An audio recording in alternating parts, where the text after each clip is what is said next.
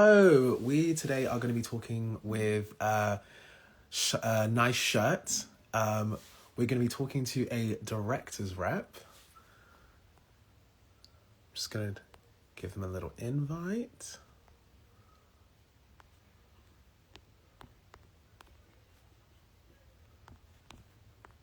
Hello, welcome, welcome, welcome.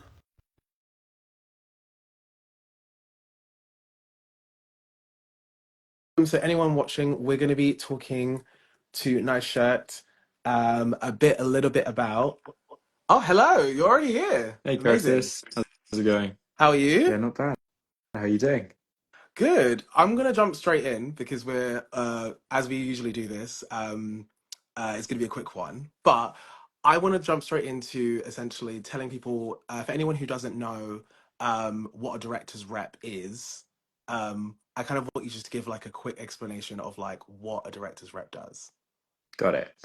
Cool. So director's rep is kind of part of this larger, I guess, kind of part of the company, part of the industry called new business.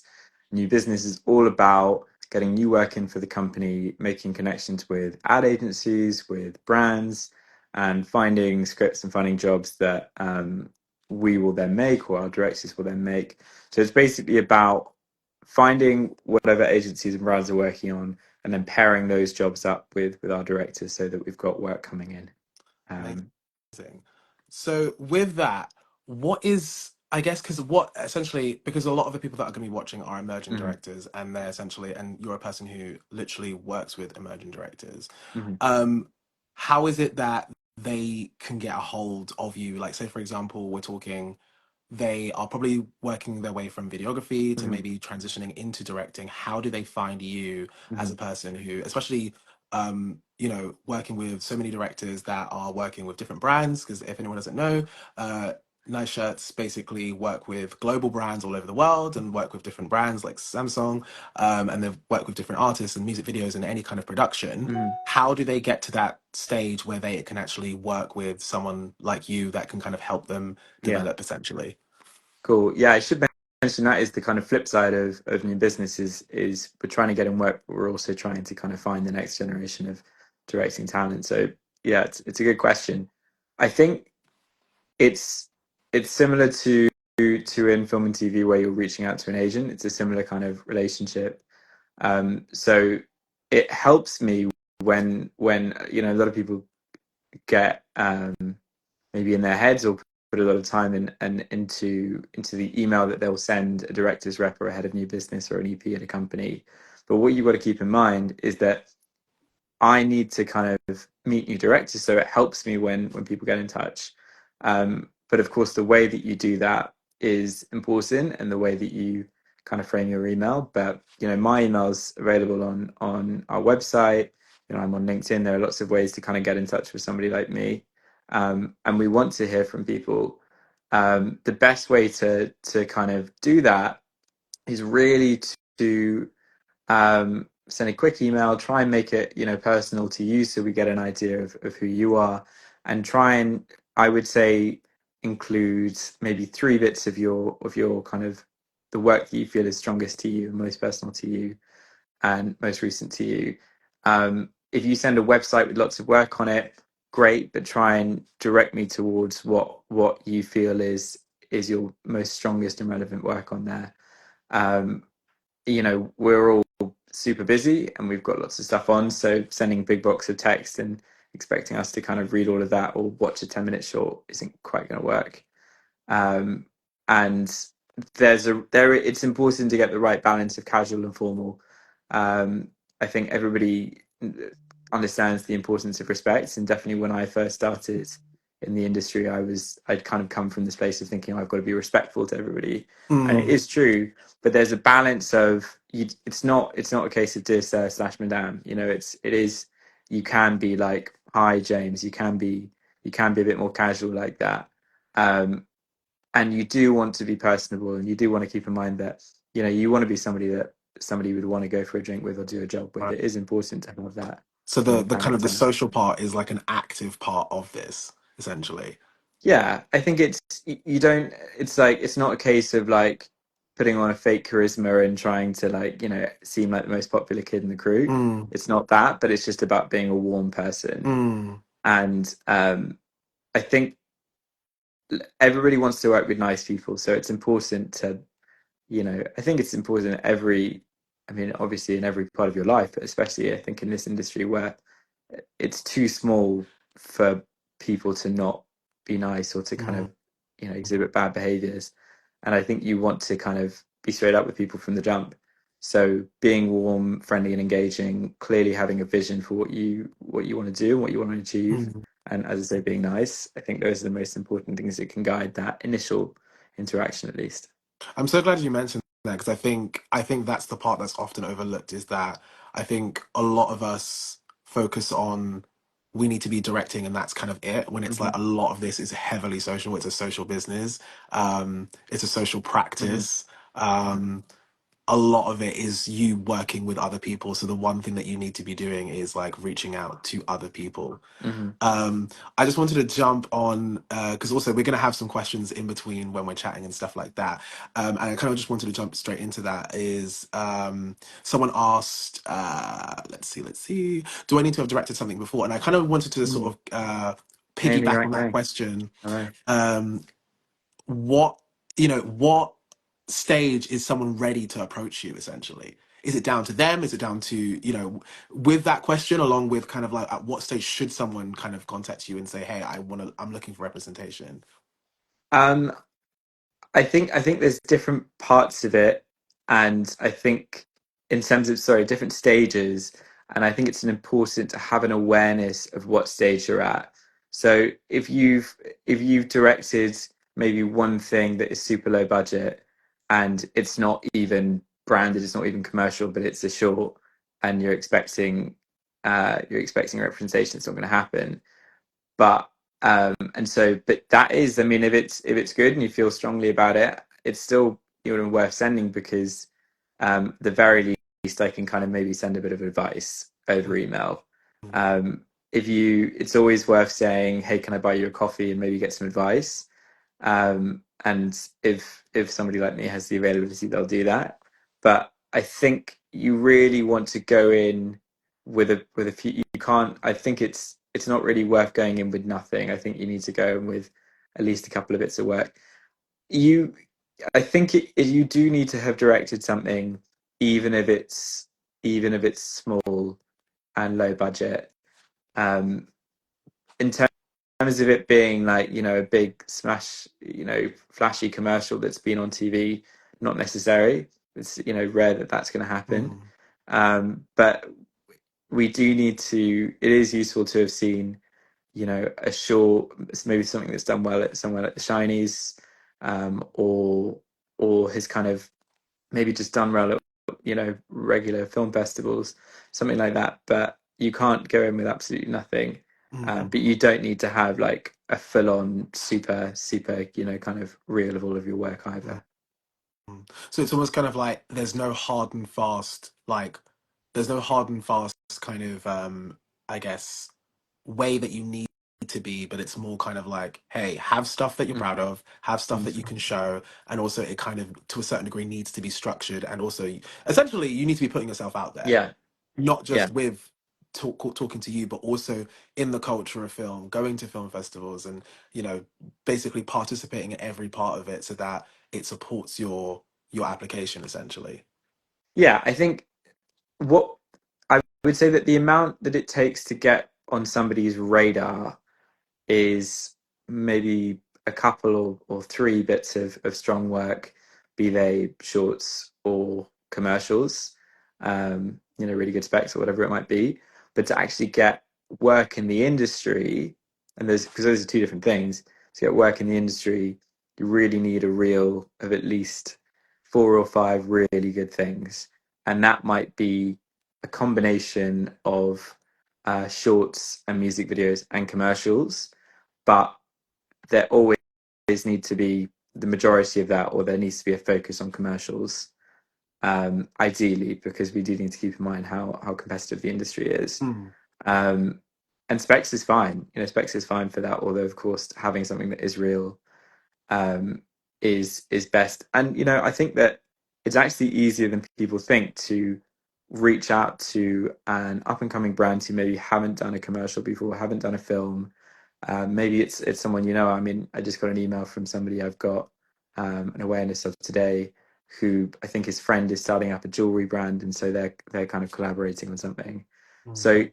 it's thinking about your network and who maybe you know who you might be able to work with, or charities who've got no money and they're looking for stuff to be made.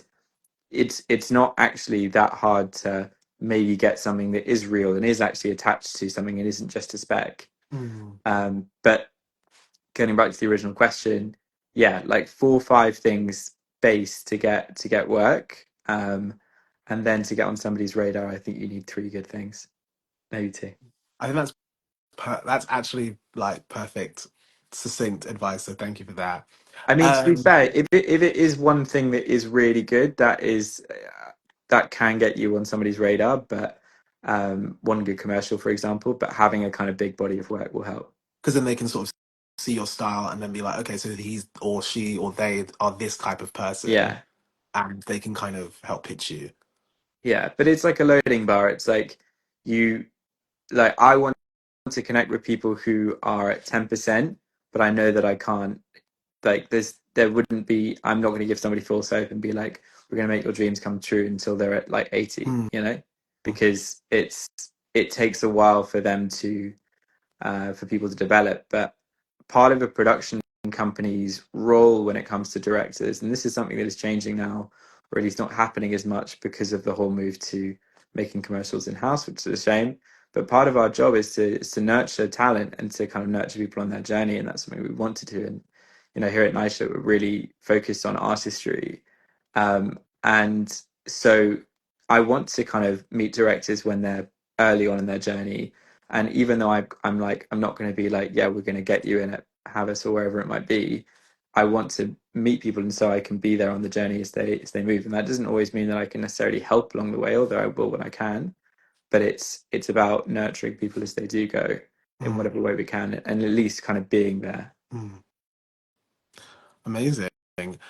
We did also have a question, and I think we kind of covered it, but I just wanted to sort of ask it outright, which was, do I need to have a social media following for you to pay attention to me? Because we were talking a little bit about kind of obviously reaching out, but also I guess these are things, and I think along with that is what could we be doing outside of kind of like the reaching out to people and all that kind of stuff. What are the other things that we could do? And I think this speaks a bit about sort of self-advertisement and kind of like how do we Mm. promote ourselves. Does it help if a director has a social following? Mhm. Does that kind of up the ante if maybe they don't have as much experience, for example? Yeah, it's a very fair question, and a slightly frustrating one because I think that nobody wants to be in a situation where um, and this is happening not just in commercials but in film and TV too, where actors who are less good than other actors are being chosen for roles because they've got a larger following, and that means the film will do better, whatever it might be. And I think it is probably happening here too. I mean, there are some people at ad agencies who pick their directors and pick their production companies like they pick their trainers. They go with whoever looks trainy and whoever looks cool and hot and that kind of thing. I would say that it's always useful, and yes, the self promotion thing is always useful, but and it will differ company to company.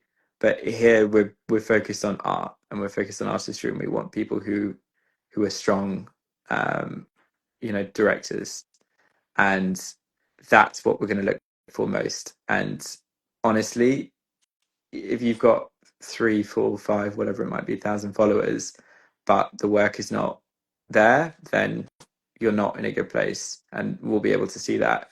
And I don't think that even the production companies who maybe do look a bit more closely at social media followings, I think even them are going to see through that. Mm. The flip side, if you've got really strong work but you don't have many followers or whatever it might be, then like I think what I'm saying is I'd rather have strong talent but no followers than lots of followers but no talent. Mm. That makes sense. No, I completely hear you because I think at the end of the day, there's no kind of replacing that experience Yeah, because at the end of the day, if you can do the job, you could do the job. If you can't, people are gonna find out quite quickly. exactly. Um, Yeah, exactly. yeah.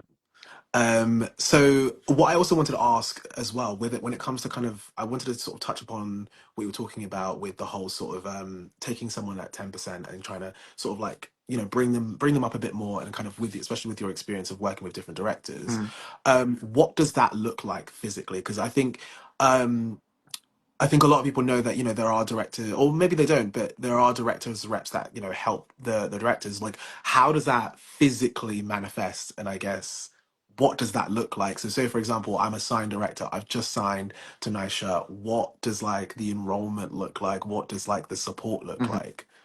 mhm. It's different between different companies, but a nice shirt. I mean, obviously, the first step is showing you around as much as possible and trying to familiarize agencies with your work, to kind of draw up some scripts and to get that going. Um, we'll do the usual thing of newsletters, you know, articles on the various different social kind of advertising platforms, that sort of thing. But a lot of it is just kind of meetings and coffees and conversations. So a lot of it is kind of offline in that way.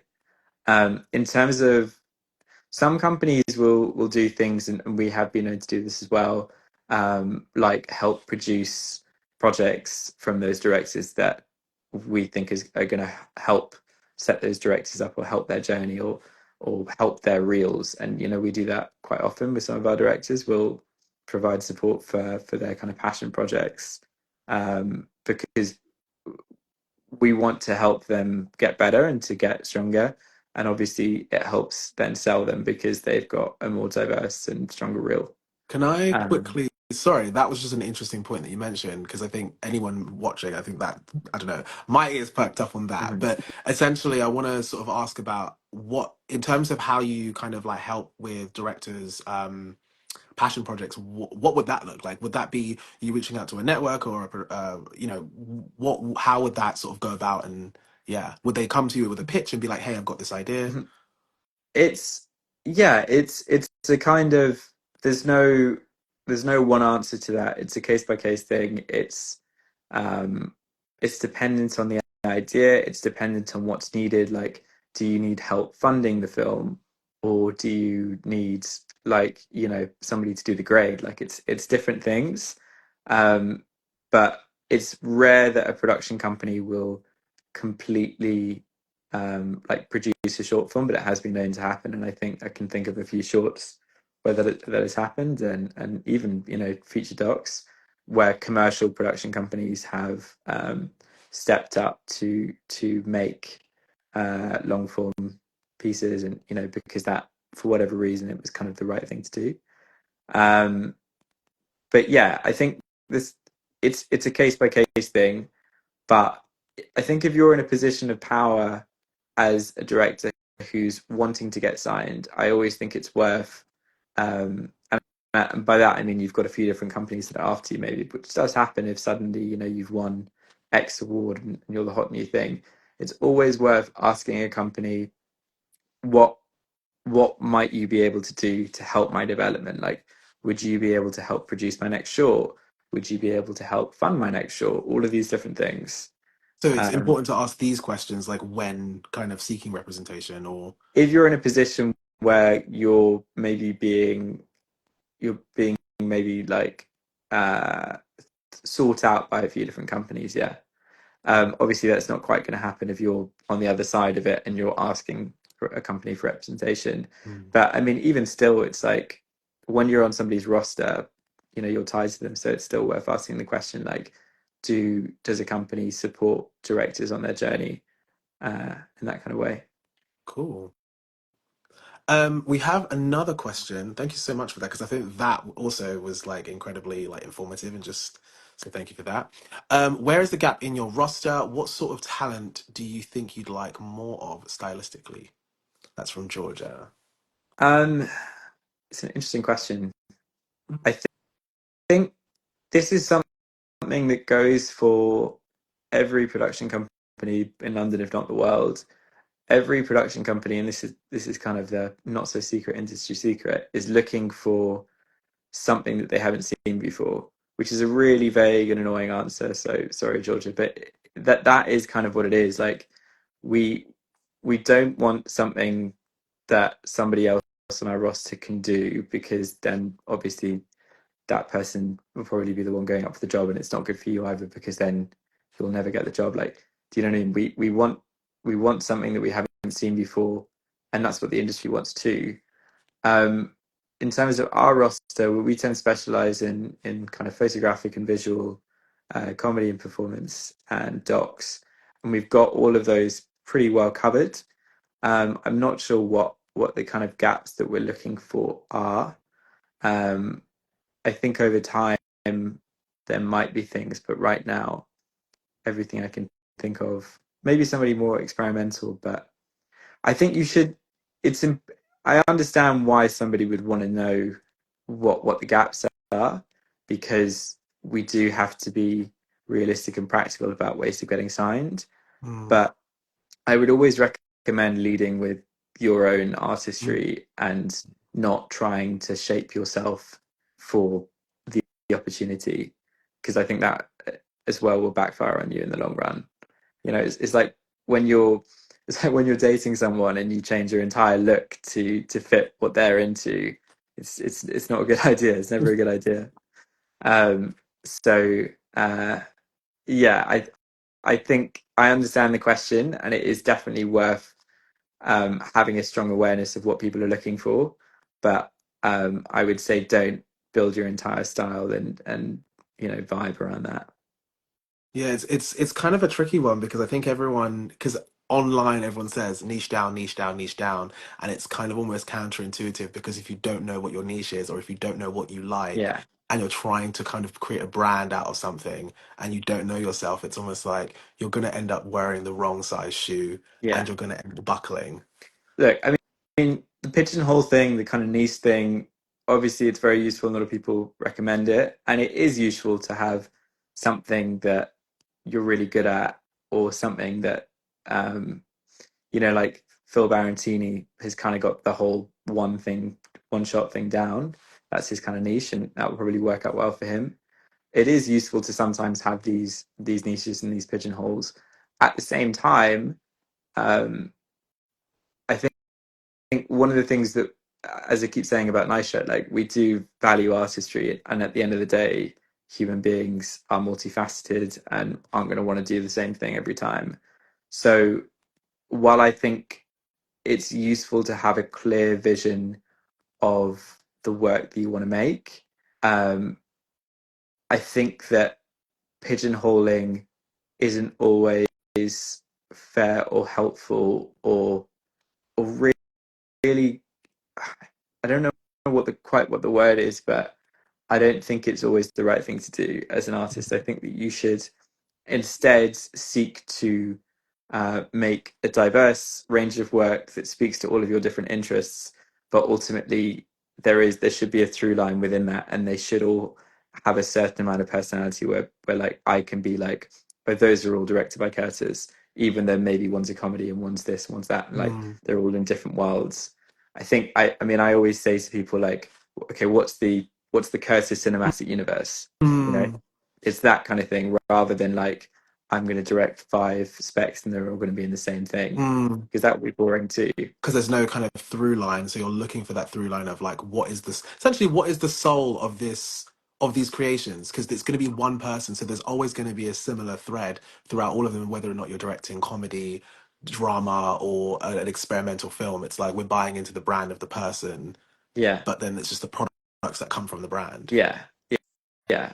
And at the same time, I think it is important that when you do go for a meeting with a rep or somebody at a production company, and they say to you like, what is your personal brand? What is your USP? What is like your identity as a director? You do have a clear answer for that, and it goes slightly beyond, oh, I tell really sensitive stories, or use kind of vague words that could speak for so many different directors in the industry. Um, that's not me saying you've got to have a niche, but it's just me saying you've got to have a strong and individual, um, vision of your Mm. identity. I've got that is such an amazing answer. I'm so glad you said that so that this can be kept here for anyone watching. I've got two more questions and then we'll round up. So I've got one from the chat and I've got one here. Um, I've got one from Naomi, which is what events should I go to meet people like you? So other, I'm guessing in this case, other reps, like where do we go to find the reps? Where do the reps live? Well, I know a lovely little event called the Shinies. Great event. Yeah, yeah, gotta get involved with that. As soon as you've got work that you think is worth it, definitely submit work to the Shinies. But either way, just go to the events and get involved. Um, Other events that I can think of that would be good. I think that if you manage to get um, if you manage to get like work with production companies as PA or something like that, or on shoots, and you get invited to some of their events, then that's another good way of meeting reps.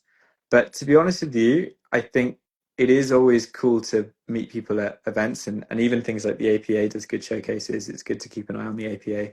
It's another one I should mention, and I'll think about if there are any others. But like having a conversation with an event with somebody at an event is never going to be the same as having a coffee. So I think it's still worth people's time to email. And even I try and reply to everything, and even if that means that I'm a month late, I try and reply to everything. Um, but it is good to go to the Chinese. It is good to go to the APA, but um, but don't. I would never like prioritize that over kind of emailing people. And just having that personal Mm. touch. I'm going to speed into the next question. Thank you so much for that. Is what advice would you give emerging talent watching this if they're trying to break in without any connections or money? Because a lot of us, a lot of filmmakers don't have the money to start out, so they're kind of like, okay, I want to make stuff, but I don't have any money. What would you say to them? And I obviously want to get it to people like eyes like yours. So what would you suggest?